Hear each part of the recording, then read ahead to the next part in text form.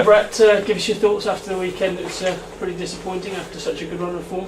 Yeah, obviously it came to end our winning run, but we knew it was always going to be tough. Obviously, the calibre of the team they are, with all the Premiership titles and European accolades, so we always knew it was going to be tough. But we felt as a team that we could go there and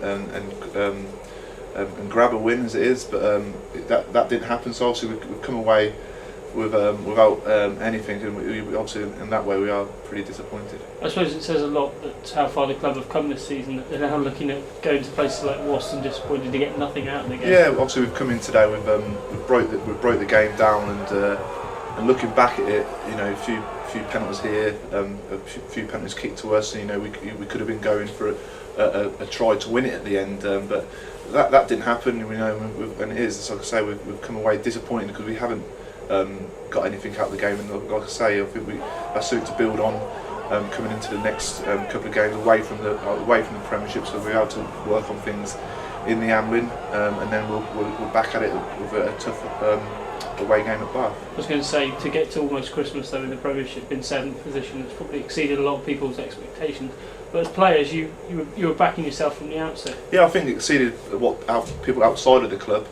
There's a lot of talk outside of the group of players and the staff of the way Chiefs were going to be this year. But as players and staff and coaches and people associated with the club, we knew what we were capable of. So to be where we are at Christmas is something obviously where we wanted to be, and obviously looking ahead at the Premiership games ahead of us, and we feel we're capable of getting something out of those games too. Rob's already alluded to it though, that the next few games in particular, Bath away, Leicester home, Gloucester away, it's a tough section of games now, isn't it? It is a tough section of games. We're not going to go away from that, and maybe the game against Wasps we've always said we're going to come away from games learning something. So there's a definite massive learn there, that to go away to Premiership teams like Wasps, you've got to be at your best. And looking back at the game, there was a few odd decisions or a few things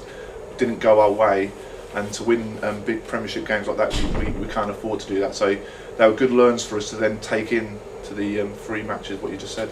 Just looking ahead to this weekend, you've got Newcastle back-to-back now in the Amlin Cup, but you've played them already, you can beat them, but they'll be a tough nut to crack. Yeah, definitely. In the Amlin, obviously you never know what side they're going to play and things like that. So it's as a team and a squad, it's something we can use to try things out or build on.